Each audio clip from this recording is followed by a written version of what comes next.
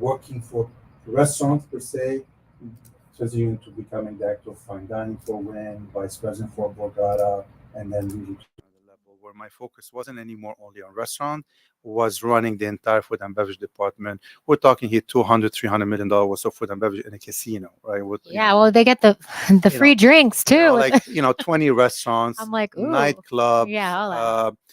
2,000 room service, catering, Yeah. full service, cocktail, so it's a big department. 2,000, 3,000 employee report to that Yeah. department. A lot of moving parts. And I kept on going in that route, and You're talking to the right audience. yeah. I mean, Jason Which is loves in Vegas. casinos. That's like when I go on vacation, I This like is to going to be a go long to episode, like I have a feeling. Yeah, yeah. I could talk for a long Europe I was or just at the Venetian. It was the first yeah, time staying there. I like stayed to at go like on like I stayed at like half the hotels on the strip. I really yeah. enjoyed it. I play a lot of poker. So Yeah, as a I'm professional in college, I was playing online gambling with the big, yeah, poker boom. yeah, And then I started gambling at the Borgata. yeah, And then you start getting free rooms everywhere. Yeah. You play in the Caesars network, and Caesars connected to Vegas. And all of a sudden, I'm getting room offers yeah. to Vegas. And then all of a sudden, you play at MGM, and it's like Caesars and MGM own 3/4 of Vegas pretty much. Yeah. And then it's hard to say no when there's cheap flights from New York to Vegas for $200-300, and you have free room waiting for you at a 5-star hotel. Yeah. But of course, there's issues in Vegas right now. Look at the Fontainebleau, Yeah. right? Like how much money they're losing. Or Revel opened up an AC, Yeah. renamed to Oceans. And, I've kind of keep up with a lot of this because I still go to the Borgata in the summertime when I visit family up north. So how do you keep it hot, right? Like you managed, the Wynn, which never really fell off. You did work with Borgata, never fell off, but other casinos do, right? You see them kind of come and go, or never even figure it out. Like Resorts World right now, it seems like they can't figure it out. And it seems like Fontainebleau's going the same direction. So how do you keep up with these trends to kind of, just hotels like the Wynn that just don't? Yeah, look, I mean, I think you have to have an organization that believes in the food and beverage, and believes in putting money in food and beverage and bringing the chefs. So that's the first step, right? You can bring someone like Bobby Flay, Wolfgang Puck, Thomas Keller, Michael Mina, Michael Simon, all of them. You can bring them, pay them money, they will come and create something. But there's two things. First, you have to keep up with the execution, right? I mean, at the end, the name is not enough, okay? So I think what Borgata did, or what Wynn did, and were not only they brought the chef, but they actually operate the restaurants. The one of the biggest mistakes a lot of the casino do, or they will bring the chefs and tell the chefs to run it, okay? And these chefs will have 50 restaurants around the world. Trust me, they're not going to have a focus on your restaurant in Las Vegas when they are in Florida, when they're in Hong Kong, or in New York, because that's not what they do. They can't spend so much time. So to me, it's license the name, bring the expertise, but you as an organization, you bring vice president, that's what I've done, and you bring director of fine dining, and you bring executive and wine sommeliers, and then you run the show, and then you give the chef little bit of the top line, little money, and you hold them account a little bit on the food, where part of this agreement, you say you have to come 3 times, 4 times a year to work on the menu or whatever it is. But I don't need anything else from you, because you cannot run this restaurant from New York when in Las Vegas. So if you look at the Wynn, at the Borgata, or some of the, some MGM, they're putting more focus on this, so they're more relevant. That's one reason why. The second is you have to, food and beverage is a continuous evolvement. What was happening 10 years ago or 20 years ago is not happening anymore. The food trend has changed. The taste of the now there's a little bit more food, more vegan, maybe more options. The millennials are different. What I always like small plates. Sharing. plate, You see a lot of, sharing, for bigger groups, and you can share a lot of and I different. think that's also the Towels and variety, Venetian as an example. Yeah. So yes, you got to have your steakhouse, you got to have your Italian for sure, but it's not anymore enough, right? Lebanese food is in, Mediterranean food is very in, the experience is very in, Korean food is in, social Asian, media, even all that stuff, all that stuff right now, that create the success of a restaurant or a hotel or everything. So you have to play in all these fields, whether it's social media, whether it be trendy, change your menu, upgrade, make events. You just can't sit back and say, well, my food is great, and where's everyone? Well, it's not enough. If people don't think about you a lot, if you don't have the right PR, the right social media, and things, you become as hot you are today, you become Yeah. forgotten a year from now. And I think that's important people to know. And that's Let's talk about the shift, right? Yeah. We're locally here in Delray, Yeah. right? With the restaurant. Mm-hmm. It's one thing working for a big corporation, but all of a sudden you go back to your roots, right? Mhm. A small business, and operates a lot differently. So talk about the restaurant here in Delray and how you really serve your customers in a unique way. Yeah, well, I mean, we've opened 3.5 years ago. First we opened during COVID, which was a big risk, and a lot of people start questioning. Like, I remember when I was building this restaurant, a restaurant was closing in Delray, and it's like, like this is this the time? And I thought it was the time. Florida was the place to be. Yeah. I mean, it was the only place to So operate. a lot of things worked to our advantage. First, we opened something that was unique, so we have no competition on the Ave. To this date, to be honest, we don't have anyone compete with us. So my cuisine is a bit unique. Not that people come to us because they have no other choices, but it's also good to be the only game in town, Yeah. where when you want Italian, when you want Mexican, you want steakhouse, well, you can choose. There's 10 of them, within a couple blocks. So, you There might used to have. be Yeah. Opa Tavern, Yeah, which was kind of, they closed down after you guys opened. Well, I mean, noticed. I don't know if we close them down. Yeah. I think Oppa was Greek. We're Yeah, you're Lebanese. I think it's a Lebanese. bit different. Different, yeah. Oppa was a little bit more casual, Yeah. or more, and they've been there for a long time. I think what we do is a bit different. First, our cuisine is very authentic. We cook and we everything from scratch every morning. We Oh, don't wow. buy anything from the outside. So I think that has to do with, when you come and you taste the cuisine, you will tell us everything is fresh. The hummus, the baba ganoush, all that stuff is made fresh. I think what we also created is a bit of consistency.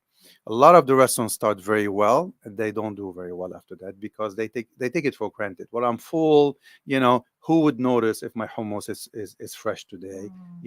We don't play that game. We're very consistent on our product, where we buy our where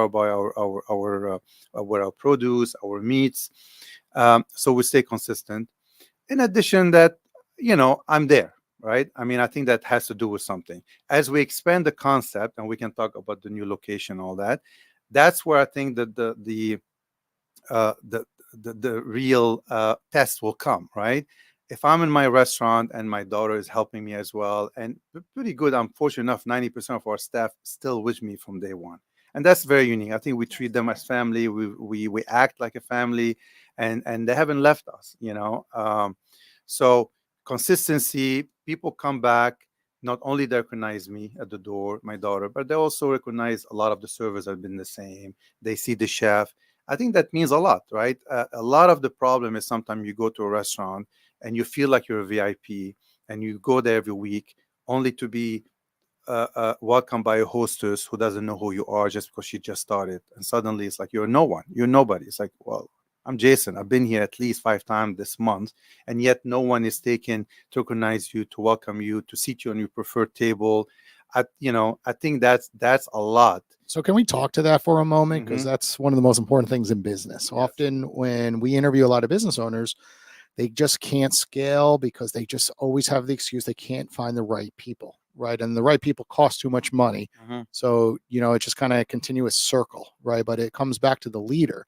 Like, what is the leader doing that they have figured it out and you have? So can you just speak to, like, what are the things that you're doing on a regular basis to keep the retention? Because, when you look at in a corporate environment, like if you worked for Microsoft, it's easier to keep people because people are making very high salaries, you have rich benefits, and they're kind of handcuffed to these larger corporations. With restaurants, right, the turnover is typically way higher, right? You have people visit Florida for a year and then say, I don't like it, I'm going to LA, I'm going to New York, right? And they come down, and a lot of times it's a certain portions of the business, it's tips or it's lower wages, right? So then how do you handle that? And there's got to be tricks that you're doing and tips to our audience that they could take from this episode.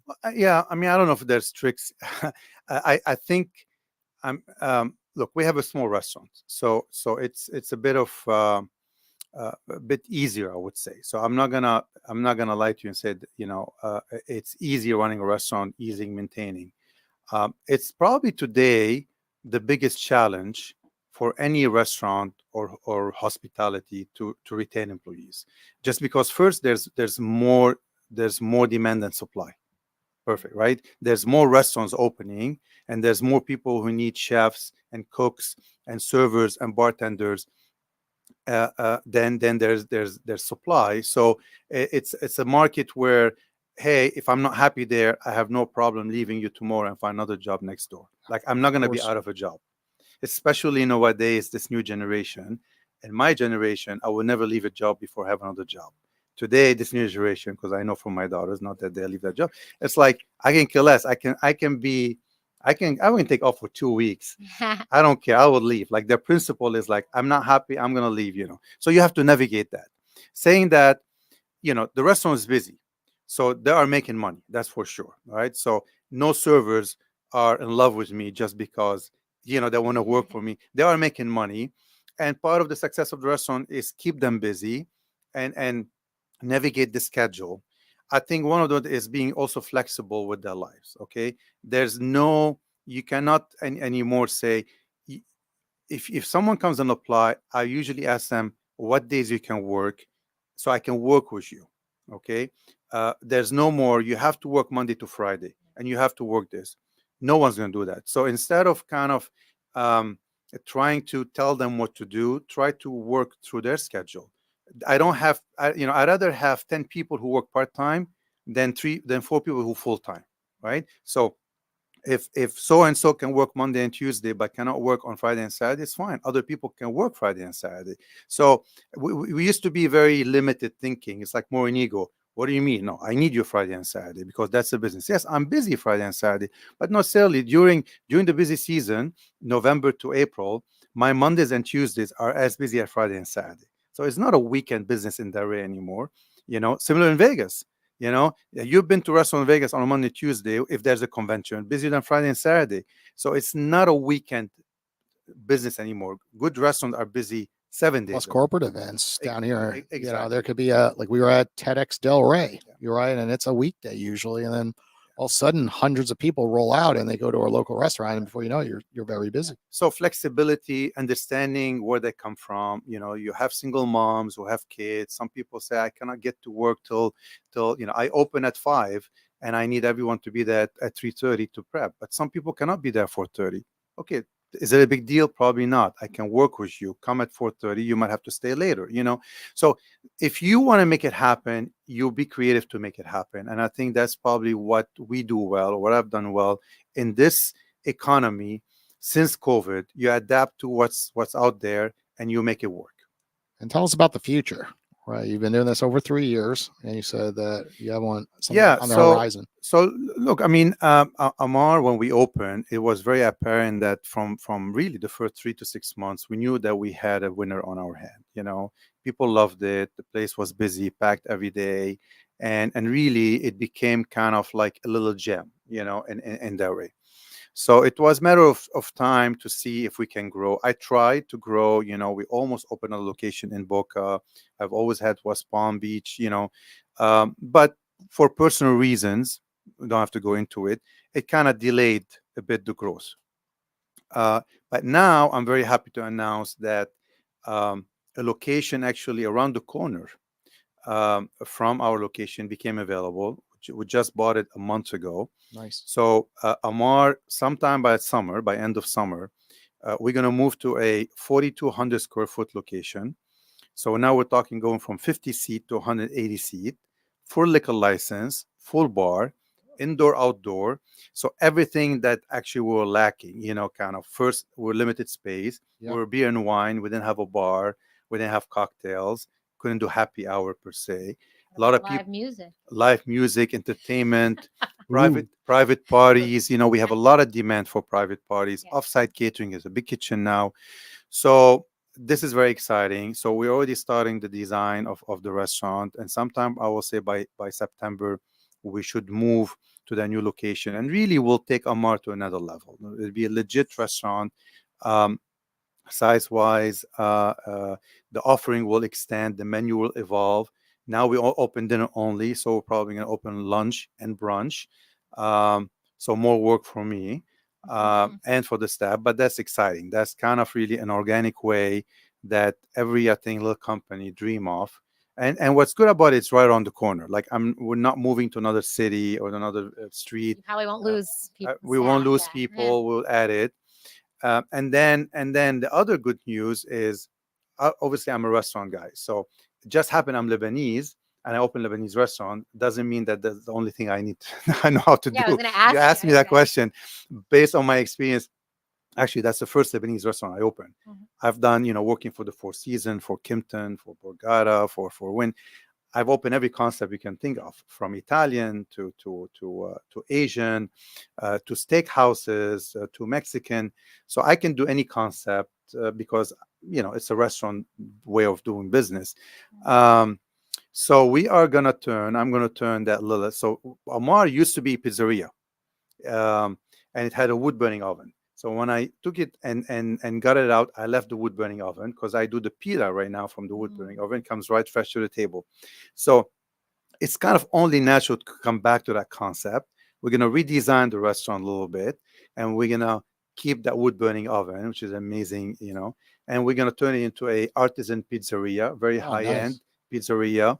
We're not going to be an Italian restaurant. We're not trying to compete with all the Italians. There's enough Italian restaurants. Yeah. But we are really going to be known for the best pizza in town. Oh, I love it. I love pizza. High ingredients, potentially sourdough base, and little probably appetizer, great small. Will it be like a restaurant or more of like a to-go? No, it'd be a restaurant. Okay. It'll be a restaurant. I mean, of course, we'll do to go. We do to go a lot right now. Yeah. 30% of my business is delivery. Yeah. In at Amar. So that business will stay strong. I think nowadays any restaurant that doesn't really focus on that is missing a lot, especially with the pizza. Even though the high end pizza, like an artisan pizzeria, Neapolitan pizza or sourdough, doesn't travel very well, to be honest. But I think we can make it happen, and there's enough people living there very close by that might wanna, So, but I say fine dining. It's like sit down restaurant. Pizza. It's going to be a beautiful, cozy, 46-seat restaurant. The wood burning oven is right there. You'll see the chef making the pizza, and then a great eclectic wine list, that will complement obviously the pizzeria. Vegan pizza at all? Yeah, the vegan, of course. Yay. All my daughters are vegan. Yeah, I don't do dairy, so I'm always like, I want a vegan pizza. So we'll do a vegan pizza. We'll see about gluten free. Well, we'll play in all life. You put some vodka sauce on a slice of pizza. No one does that down here. I love, up in New York and Jersey, you saw vodka sauce on a lot of slices, and people love He's like, no. He's like, no, we're sticking to the base. I'm not saying no. I don't. Vodka sauce is classy. We are playing with. We are working on the menu. I would never say no. I never thought of putting vodka, but hey, you never know. Everything is possible. Well, New York, we saw everything. New York and Jersey had the best pizza, right? Oh, so many shops. Yeah. Really, put a lot on pizza: shrimp, chicken parm, barbecue, and I fell in love with pizza just growing up on Long Island, and then living in New York City. There was everything under the sun, of course. Yeah. That's interesting. I mean, I haven't been to like a high-end pizza place before. So that's like not just, I mean, there are other pizza places in Delray, but not like a nicer, almost fine dining atmosphere. Yeah, I mean, it will be focused on pizza. Yeah. I think that you'll go there because you're really craving a pizza, Yeah, a great pizza, great ingredients, wood burning, kind of coming oven. So, there's some good pizzas in the array, but I don't think that anyone focused only on pizza. It's like in Italian, it's like Italian, and they serve it's more pizza, like to go too. So yeah, I think we'll do something a bit special, and hopefully that concept work. We want to grow with that concept. I'm a big fan of pizza concept, and hopefully we'll take it also to exciting. Burrata. I just had a pizza with burrata on it, and it was amazing. I'm craving it right now as we're talking about pizza. I'm like, no one puts burrata on pizzas that often. Just burrata and sauce. But exciting. Yeah, so a lot of exciting things happening, a lot of things. So, but yeah, by the end of summer, I think sometime by September, October, hopefully both places will be operational, and people coming back to Delray for the season, they're gonna get some surprises from us. So on both And sides. when I'm you going to say show our audience everything. So I'm gonna go head over to your profile. and when you because- say you want to expand, are you saying like just expand in Florida or all over the country? Well, I don't know about all over the country. I mean, look, my ambitions are very high, Yeah. but I'm also realistic. I'm not very young, and I think time is. I'll be happy. Look, Florida is big, Yeah, yeah. and I think that if we can have 3, 4, 5 of these pizzeria, in South Florida Yeah. or even West, and a couple more on Mars, I'll be content. Yeah, Like, yeah. restaurant business is hard, Yeah. right? You can grow and you can bring people in and you can delegate, but maybe in the past, if I didn't spend last 15 years working for companies and executive, which I loved because I traveled the world and lived in different countries. But it'd be easier to do it, maybe when you're in your 30s or 40s. Now, I think that the focus will be, take it day by day, I would say. Definitely we would like to do, 3, 4 pizzerias, maybe one a year if that's successful, and potentially do another 1 or 2 Amar, depending on the location. Restaurants are tough to, I mean, labor is a problem, obviously, and funding is a problem. Restaurants don't come easy. This is not, especially the way I do it or the way it's done right. Fresh ingredients. I every don't day. just take restaurant, just paint the walls anymore. We take restaurant, we revamp them, we put our concept, our vibe into them. It costs a lot of money to do that. Can you speak to our audience about just the differences in the corporate environment versus being a business owner for a moment, right? Because you held some top positions in Las Vegas and Atlantic City, and it's nice to have a salary, right? It's also not nice Yeah. in the event you get laid off during COVID, right? When things shut down, all the casinos were shut down. So can you just speak to our audience for a moment, just sharing like the pros and cons of each? Because there's a lot of people within our Owwll community that are on the fence, right? They typically work 9 to 5s and they're working as a solo entrepreneur. About 80% of our app users currently are solo entrepreneurs, but a lot of them, are 9 to 5ers and trying to grow, that side hustle to one day do it full time. But I think it's important for people to see the kind of the differences, what you gave up in the past, and just the pros and cons at each side. Oof. Do you have another hour for that? I look, I loved my corporate career. Not because I was working for people, but in my particular is I worked for an amazing companies and in amazing cities. When I was in Las Vegas, Wynn was the top, and working with Thomas Keller and Wolfgang. So I was running the best restaurants F&B program. Yeah. So it was always at a very high level. Similar with Borgata, similar with Four Seasons. I was the corporate vice Four Seasons president is for Four amazing. Seasons. In APAC, I lived in Singapore, and I did all the project for Four Seasons in Asia Pacific, China, Japan, Southeast Asia, India, you name them. So the development part of it, the look, pros, you have a salary, you don't have to worry about it. You have your bonuses. You travel, there's all this benefit, you don't have to worry about it, and you play with other people's money. So when I want to design and open a $5 million restaurant or $8 million restaurant, it wasn't a problem. I didn't need, technically, I was responsible for a budget, but the budget was big. It was Out of your own about, pocket.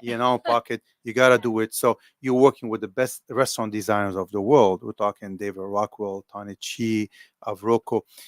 So you'd love to go to the meeting. You'd love to see the opening of a restaurant. You also have the luxury to hire people, great minds, that you can bring them from all over. So when I was in China, we'll bring people from Dubai, we'll bring people from France, we'll bring pastry chefs from Switzerland.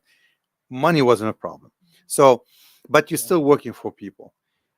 So look, I could have continued my career path and I would not have any regrets because I really learned a lot and I worked with some amazing people, and most of them are still my friends, but being an entrepreneur is a different, ball game, I would say. Um, there's no room for mistakes when you're an entrepreneur. and everything comes on your head. You know, I slept very good when I was working for people. I don't sleep very good anymore, just because it's not about being stressed, it's about worrying. You know, you feel you're responsible for a lot of people. Okay, everyone, the success right now, I feel like Amar has to succeed, has to grow, because I have to make sure that my employees are taken care of, and I have to provide them a way to grow with me, including my family. You know, so and then, you know, your funding, right, is limited, so you learn to do more with less, right?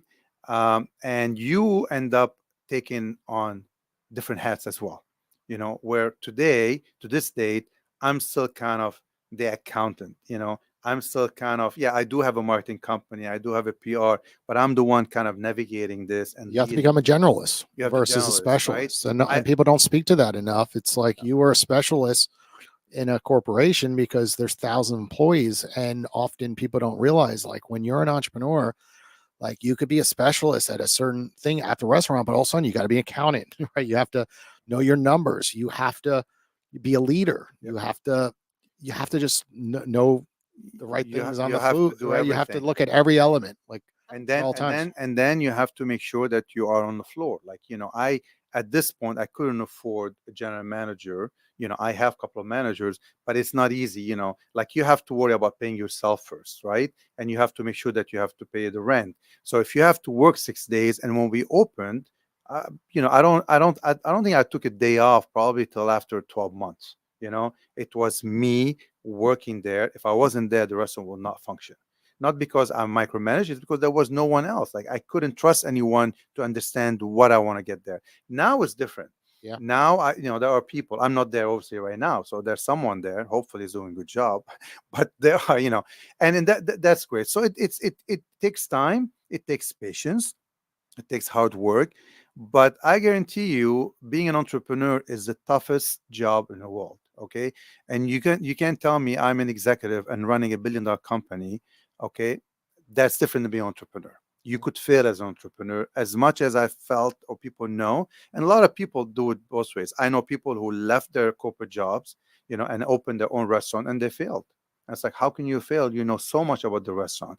How many chefs, they were not, who are amazing chefs and worked for Thomas Keller or Wolfgang Park or worked for this big organization, only decided to open their own restaurant, and they failed as well, even though they know Isn't how to cook. Yeah, and that's interesting, It's right? different because it's a different sacrifice, a different commitment, it's a different level of stress, and not many people can deal with that stress. You have to have a different Oh, mind. look at Google reviews is Yeah. a great example. Oh, yeah. Like, you're in the upper fours. I checked it out. Yeah. But like the stress of, like, someone came to your restaurant and, you know, wrote something, and here you're the owner. Like, Yeah. why would they Yeah. list that? It could have been like somebody called in and was put on hold for 2 minutes, and Yeah. they got frustrated and left you a negative review.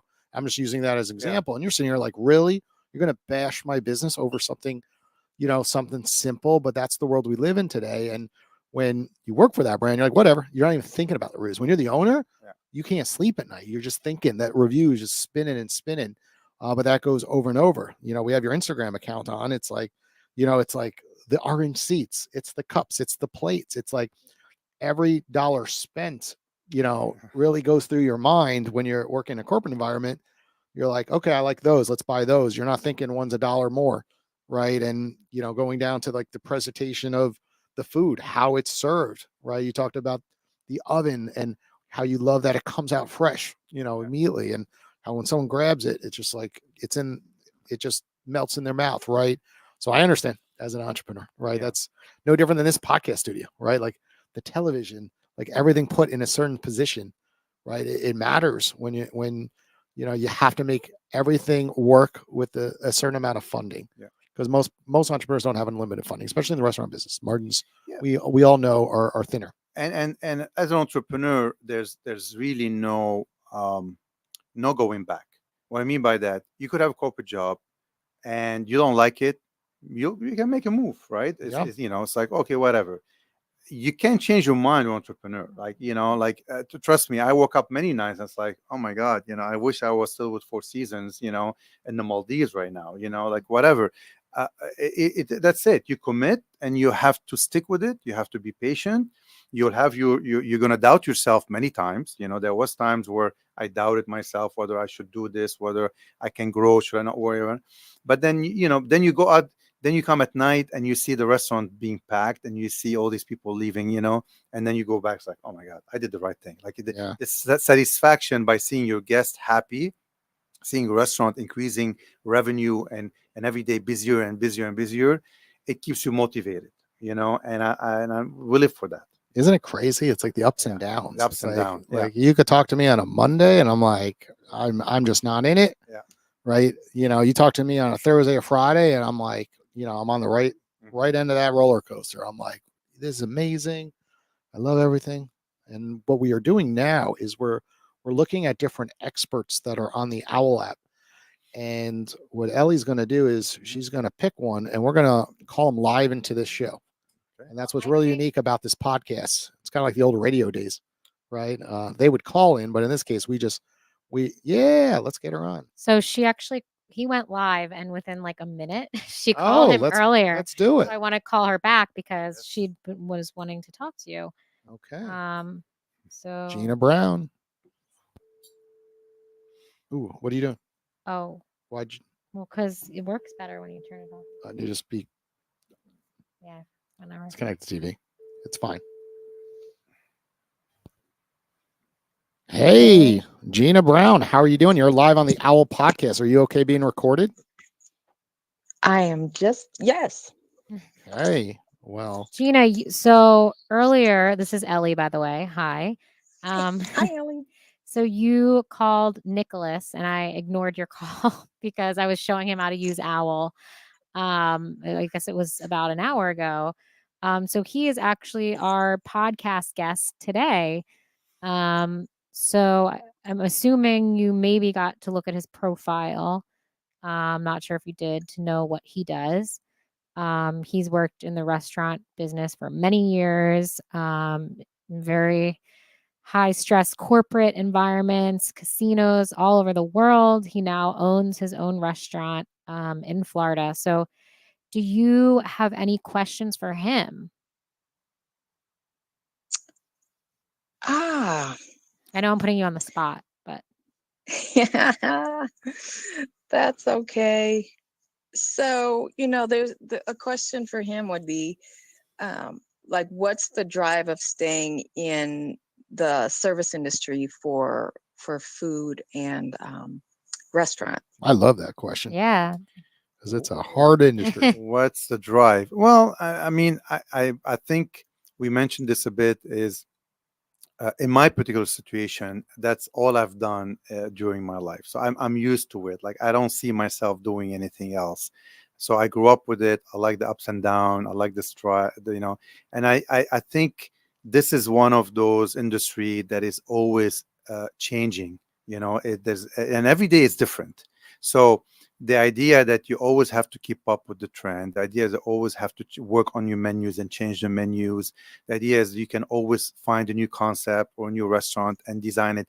Part of, I was in operation for a long time, which means running the restaurant. But then when I worked for Four Seasons, I became more in the development side, which means creating concept, designing the restaurant. And that really is an amazing part. Like right now, I'm like, I wake up in the morning and I'm like texting my designer at 7 a.m. in the morning. It's like, shit, like she's still asleep. I'm sending her Pinterest. What do you think of this? What do you think of this chair? So I think the excitement of creating something new and seeing that kind of evolve from day one on paper, and then it becomes reality. And then you start seeing the restaurant being painted and the flooring, and then you start hiring the people, and then you get to a point where it's like a show, it's like a movie. You open the curtains and boom, the restaurant is there and everyone's coming and then so the satisfaction of seeing your hard work kind of paying off. I think it's kind of a I don't know, I won't say a drug here. It's kind of an addiction. It's addicting. It is an addiction. Being in the entertainment industry, there's a lot of similarities and parallels. Another quick question is, how do you know when to make those changes? What are indicators like, we need to plan something else because this isn't working or Well, whatever? I mean, so two things. First, a lot of the restaurant businesses, sometime mom and pop restaurants, I come from corporate world, so I know that the analysis and the accounting part of it has to be hand in hand with the great food and service. So what difference is, a lot of mom and pop operations, they don't evolve because they don't look at the books and they don't look at their sales mix and menu mix, and they say, well, my food is great, and I know this is same pizza I'm serving, so why people, So you have to really evaluate your business like everything else. Like you can evaluate your life and evaluate your business, say, what am I doing right, doing wrong? So first of all, the restaurant gets speed up. Okay, a busy restaurant gets speed up. So if you think that the same chairs and the same bathrooms and the same oven would last forever, you might be, a lot of people think that they can save money. At the end, they don't save money, because things will break down in the middle of the shift, and then now suddenly you cannot do something, your AC break down. So you have to keep maintaining it, and you have to put back the money. So don't take all the profit out. Okay, you can definitely get distribution, and if you made $100,000 this year, whatever it is, don't take it all and say, oh my god, I made 100,000. Take 70, take 75, leave 25% in the business, and use this to reinvest in your business. That will give you the longevity to be following that, whether you invest in your menus, in your kitchen equipment, and repainting your restaurant, maybe training, maybe bring, some more training into, maybe, even use that money to maybe give raises, I would say, or bonuses, because that also will motivate your team to stay with you longer, right? It's very hard for a chef that, other than him making a good salary, I think giving him a bonus at the end of the year, it will make him think twice about leaving you, I would say. Not that because of the money, but I think it's an appreciation as well. Like, okay, my boss values me. He understands that I worked very hard. So I think you just have to play that game and be very conscious of that. Otherwise, that whole success short term will not last. I don't think it will last long term. Have you ever shifted too early? Huh? Have you ever shifted too early? Like you saw an indicator and you went the wrong direction, where like the data coming in was good. Yeah. And almost like you had this like hunch. You see a lot of entrepreneurs do this. They're like, oh, I think, this is going to be better, to try something out in a business. And then it actually backfires, right? The financials come in, which are the data indicators, right? And you're like, ooh, made a mistake here. Yeah. No, look, I mean, I don't think every decision I made was right, but I think that I don't know. I feel like I have enough experience to be patient sometime with the data, and then if I make the wrong decision, which I've done before, I will not admit it, but I've done it before. Is you also have to be smart enough as an entrepreneur to realize that and switch back. Yeah. And some people get so stuck with their decision, ego, and the ego is like, oh no, I cannot be wrong. So sometimes, you have to take a step back and say, okay, that was the wrong decision. Maybe I took something off the menu that was labor intensive, but it was very popular. And then one guest, two guests, three guests ask about it, why it's not there. I think it's an indicator that maybe it was popular, and similar with that. So I think it's, again, sitting there, and important is listen to your guest. the customers. So you listen to two people. Important is your guest and your staff. If you ignore both of them, I think it's a recipe for disaster. Doesn't mean that you have to please everyone. I don't, just because a guest told me, he'd rather have this on the menu, doesn't mean I'm gonna react, because sometimes that's not who I am, and I'm okay not satisfying everyone. You cannot be everything for everyone, right? So, but in the same time, there's some indicator coming from the guests, especially, I would say, not new guests, repeat guests, guests that comes and love my brand and my restaurant. And if they say, hey, Nicolas, we've been coming here for 3 years, the last 2 visits you were not on point, whether that particular dish wasn't great or that serving great, if you kind of disregard them, that's a problem, because that guest cares. He showed me that he cares, and he'd been coming here for the last 3 years consistently, once a month or once every 2 months. So if he's going to say something, it's because he cares. Different than a guest who might come once, time. and it's like, well, why don't you have this on the Oh, menu? of And I course. was in Lebanon and annoying. Dubai. It's like, well, okay, go People back. just to like So annoying. complaining. Yeah. Fine, go back to Mhm. Dubai. Like, Yeah. like that, I'm not interested to have everything on the menu. I want to do what I want to do. Tell me if what you taste is great. That's all I'm interested. Don't tell me what I don't have on the menu, because I can't have everything on the menu. My kitchen cannot handle. You don't know my infrastructure, all that stuff. So I hope I answered your Exactly. question. Well, Gina, You sure did. well, thank you for joining us on the Owwll podcast today. It's up on live Well, streams, thank so you for having. go check it out. You're up on the television, I by the way. sure. Oh wow, that's Cool. way cool. Cool. Thanks, Nicholas. Much success, Thank continued you. success, and keep feeding us. Yeah. We need restaurants. Thank you Come on so down to much. South Florida. We'll all join together. Okay, Gina? I'm gonna hold you to that. I'll be Mhm. there. Deal.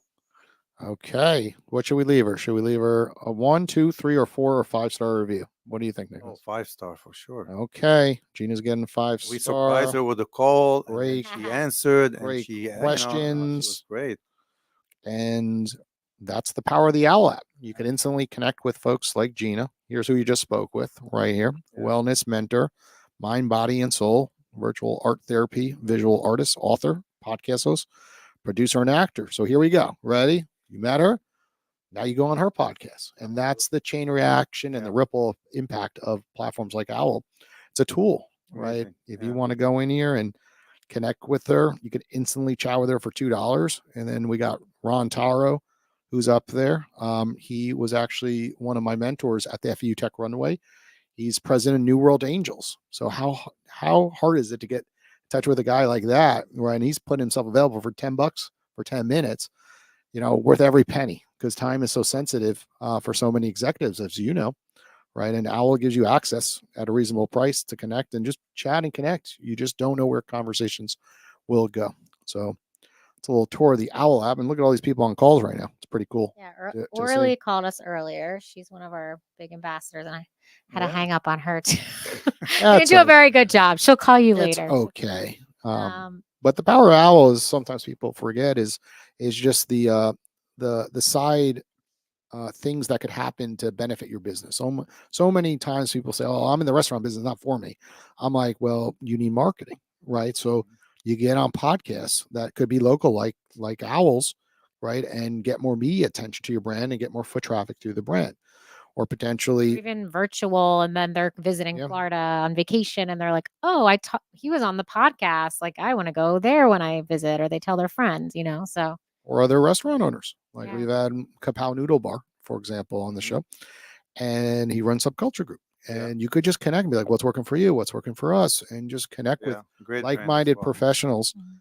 that are in similar boats, of course, or someone like Danny, who's on a call right now, who does more in the corporate environment. And then all of a sudden he's like, hey, my next corporate event, I'd like to do it, at your location. So when people start seeing like the bigger vision of Owwll, it really comes alive. And of course, you're a go-getter, so you're going to absolutely enjoy the platform. So everybody listening, he will be live on Owwll the next 7 days. We're featuring him as an expert. Just go check it out on Instagram account, and then follow him within the app so you get that notification when he makes himself available. So, Ellie, this is your favorite segment of the show. Why don't you tell our guests He'll get it. what is being about to a come? Casino man here. Yeah, the big gamble. So yeah, we do a bet at the end of every show. Okay. So which we don't really tell our guests about. It's a surprise.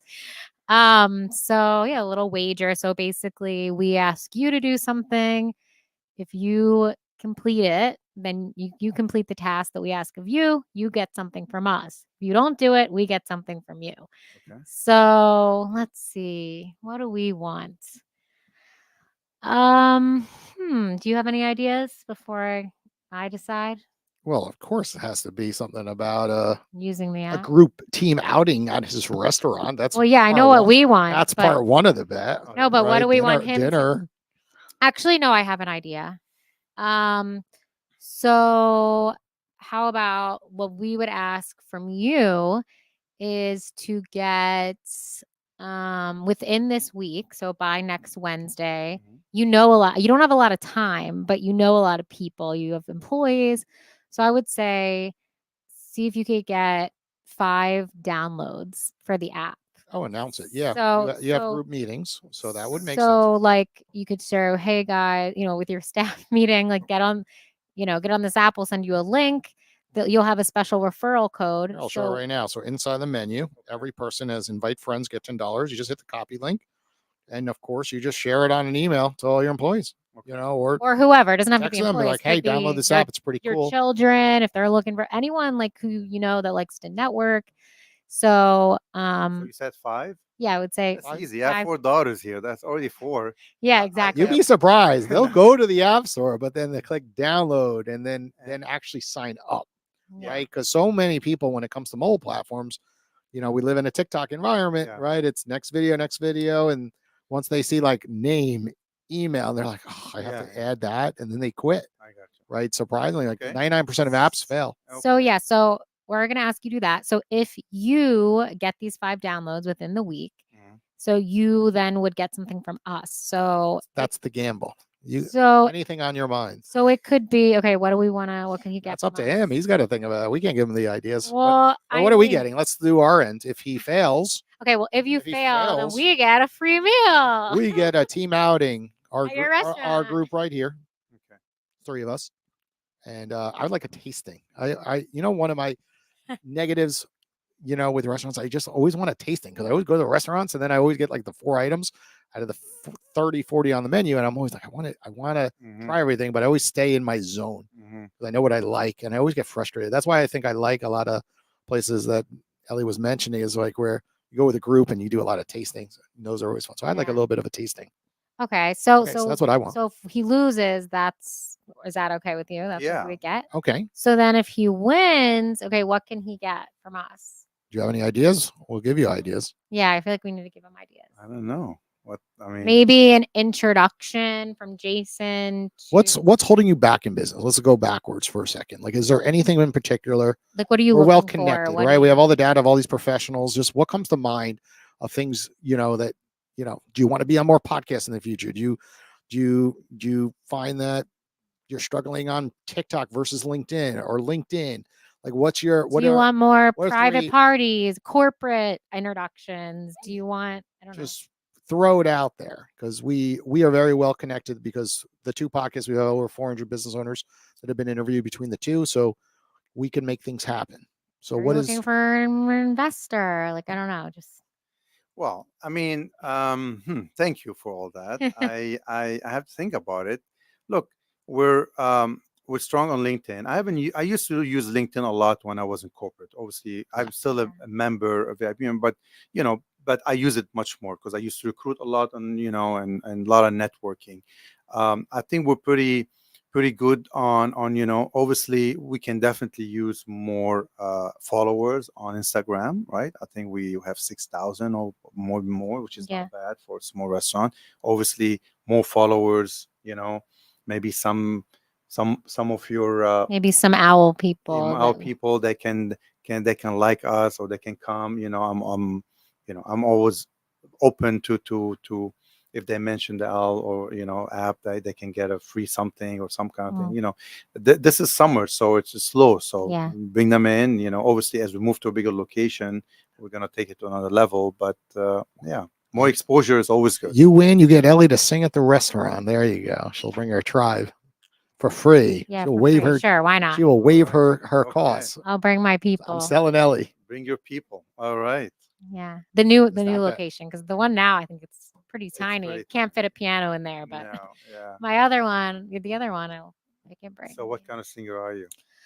I can pretty much do anything. So I take like requests, or like I do a lot of high-end restaurants and bars, and I don't know if you know La Bar in Palm Beach, like kind of I've heard of it. High-end. Like, so you're there like once, like a couple nights a week. You're like like different. I've been doing less now that I'm working here, but. Yeah, so I pretty much just set up like everything from kind of a chill, like background, Nora Jones kind of vibe, like I got you. to pretty much I'll just say, and if anyone has any requests, like tell me what they are. I could just play anything. I just look up the chords. Oh, wow.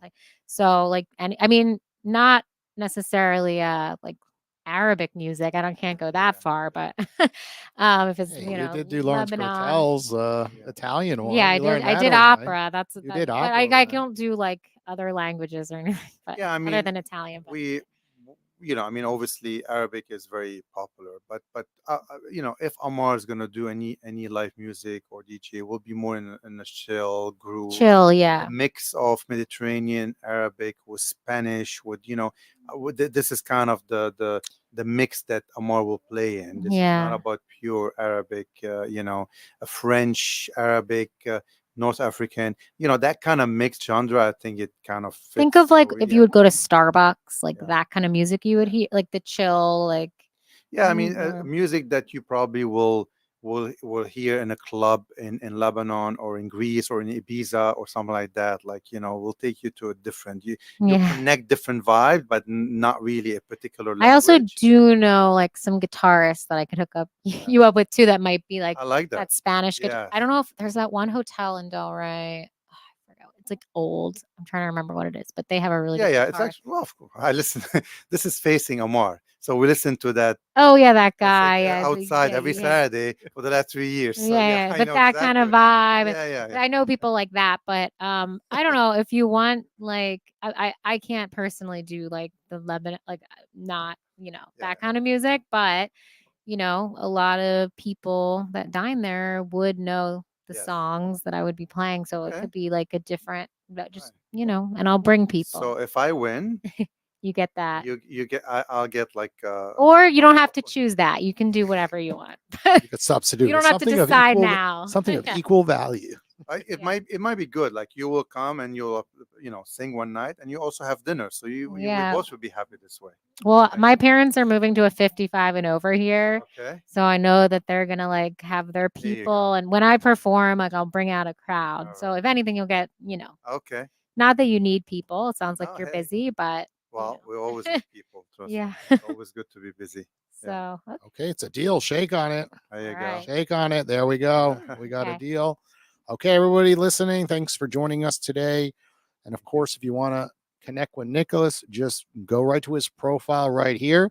Be his first caller. You can see he's got 0 calls, but make sure to click. He has 1 call because he answered some. One call. Oh, he did. He does have 1 call. You are right. They didn't leave a review. I have 2 followers. And then all you got to do is click the follow button right here and make sure you receive that notification when he makes himself available, because the app is useless if you don't follow people, because you're not going to get in touch with folks like Nicolas when they do take that 30 minutes or an hour out of their day to take calls. And he's for now, it's $1 a Yeah. minute. I mean, that's not going to say $1 for 10 minutes. Oh, 10 minutes? 10 minutes. Crazy? Okay. Yeah. And I'm going to look. And So that's not going to be we're going to do it right now. Request to go live. See, I'm requesting you. You'll get a text message, email.